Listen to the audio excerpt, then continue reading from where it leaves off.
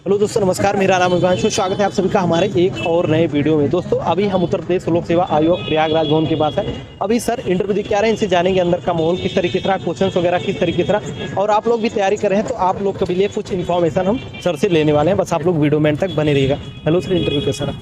Interview अच्छा रहा, काफ़ी जो है अच्छा बोर्ड था मेरा, जो है सविता अग्रवाल मैम का जो है बोर्ड था। सर आपका नाम और थोड़ा अपने एजुकेशनल बैकग्राउंड।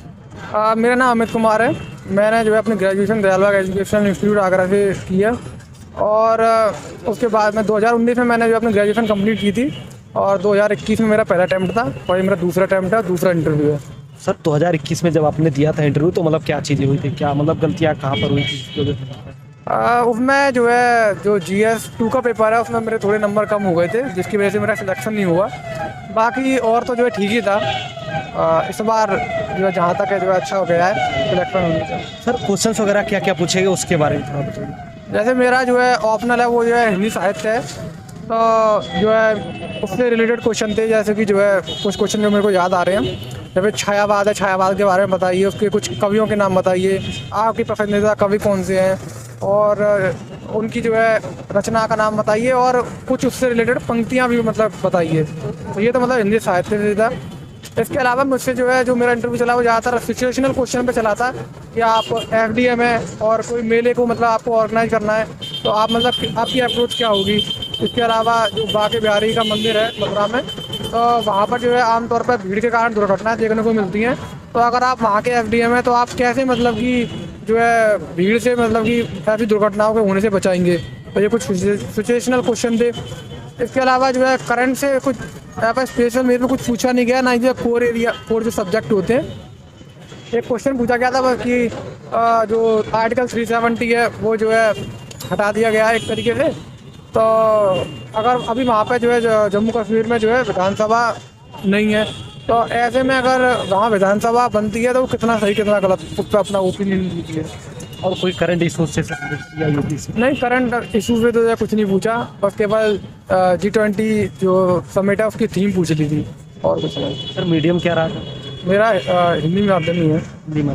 सर तैयारी आप मतलब कब से कर रहे थे PCS के लिए? सर PCS के लिए तैयारी मैंने 2019 से स्टार्ट की थी और कोचिंग वगैरह की थी कहीं? हाँ, जो है जो दृष्टि IAS की जो प्रयागराज वाली ये शाखा है इसी में मैंने कोचिंग की हुई है।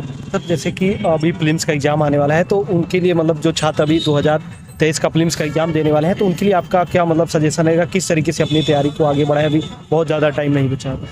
हाँ, अब चूँकि टाइम कम है तो ऐसे में अगर उनके कोर जो सब्जेक्ट हैं जैसे कि जो है पॉलिटी, ज्योग्राफी, हिस्ट्री वगैरह अगर वो कंप्लीट हैं तो उनको केवल रिवाइज कीजिए और जो नंबरों को जो उनको बूस्ट करेगा एक तरीके से वो उनकी करंट अफेयर होगी। तो इस समय जो है वो और भी जो अपने मेंस आंसर वगैरह लिख रहे हो तो उनको थोड़ा ब्रेक दीजिए और करंट पे ज़्यादा ध्यान दीजिए। तो करंट अफेयर मतलब कहाँ से तैयार कर सकते हैं अभी? करंट अफेयर जैसे मेरा जो सोर्स है वो जो है स्टडी फॉर सिविल सर्विस और दृष्टि PCS की जो है यूट्यूब पे चैनल है, तो मैं जो है जो अपनी करंट जो तैयार करता हूँ वो यूट्यूब के माध्यम से करता हूँ।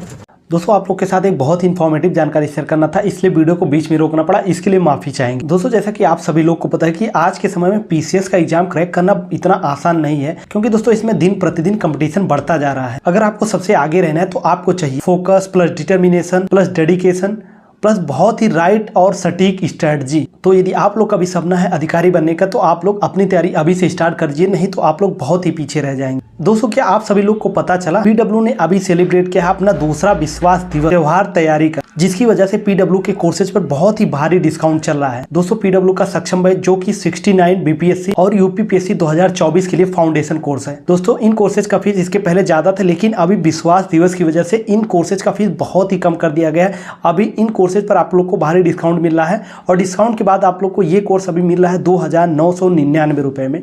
और दोस्तों ये ऑफर अभी आप लोग के लिए बहुत ही सीमित समय के लिए है, 10 मार्च तक ये ऑफर चलेगा। दोस्तों ऐसा मौका बार बार नहीं मिलता है। दोस्तों PW का लिंक नीचे वीडियो के डिस्क्रिप्शन बॉक्स में दिया गया है, आप लोग जाकर वहां से ज्वाइन कर सकते हैं। और दोस्तों यदि आप लोग इन कोर्सेज को ज्वाइन करते हैं तो आप लोग को 500 रुपए का वॉलेट पॉइंट्स दिया जाए, जिसको आप फ्यूचर में कोई भी कोर्स परचेज करते हैं तो आप डिस्काउंट के रूप में यूज कर सकते हैं। इसके अलावा दोस्तों UPPSC 2023 के लिए फ्री टेस्ट सीरीज भी मिलेगी। तो दोस्तों अब देर किस बात की, जाइए जल्दी से ज्वाइन कीजिए और अपनी तैयारी को आगे बढ़ाइए। मेंस के लिए मतलब आपने क्या बुक सोर्स वगैरह क्या रखा, स्टैंडर्ड बुक्स आपने कौन कौन सी पढ़ी थी हिंदी माध्यम?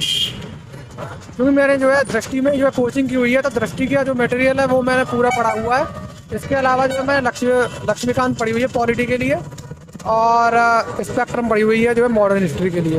और सर जो पेपर थर्ड होता है इकोनॉमी का, उसके लिए क्या चीज़ें पढ़ी थी आपने? इकॉनमी जैसे कि आप आजकल मतलब ट्रेंड देखेंगे, जो इकॉनमी होता है वो बेसिकली जो है करंट से रिलेटेड ही आता है।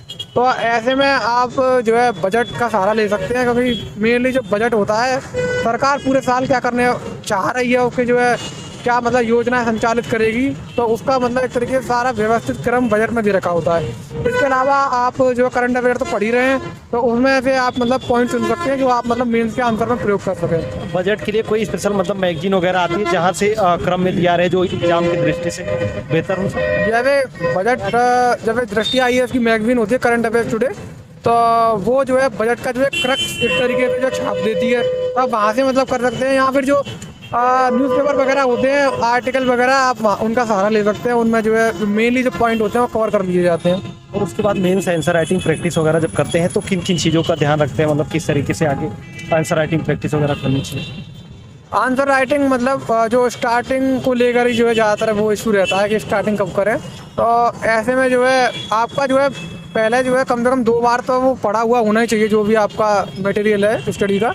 उसके बाद आप मतलब कि जब आपको लगे कि हाँ आप जो है अपने जो है पढ़े हुए मटेरियल को करंट से रिलेट कर पा रहे हैं, तब आप मतलब करंट जो आप मतलब मेंस आंसर की जो है शुरुआत कर सकते हैं।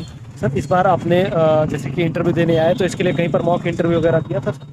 मैंने मतलब एक ही मॉक दिया था, वो जो है अपनी कोचिंग में ही दिया था दृष्टि में। दोनों में मतलब क्या डिफरेंस आपको लगा यहाँ पे और वहाँ का? देखिए जो मॉक जो होता है ना, वो कोई आपको एक तरीके क्वेश्चन नहीं बताता है। मॉक होता है कि आप मतलब सहज हो जाए, यहाँ पर आएँ तो मतलब आपको जो बात करने का जो तरीका है उससे, तो वो आपको मतलब एक तरीके से अनकम्फर्टेबल ना करे, तो आप मतलब सहजता से उत्तर दे दें।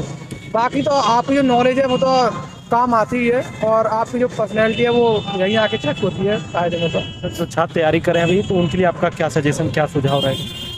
पीटी को लेकर, हाँ फिल्म्स का एग्जाम क्या आने वाला है? पीटी तो आप नज़दीक ही है, तो ऐसे में बस अपना जो है जो कोर जो सब्जेक्ट हैं उन्हें आप रिवाइज कीजिए, और करंट अफेयर को ज़्यादा कीजिए। उन करंट अफेयर ही सिलेक्शन दिलाते हैं। Okay, thank you so much sir बात करने के लिए। आशा करता हूँ कि आपका इस बार सिलेक्शन है। Thank you.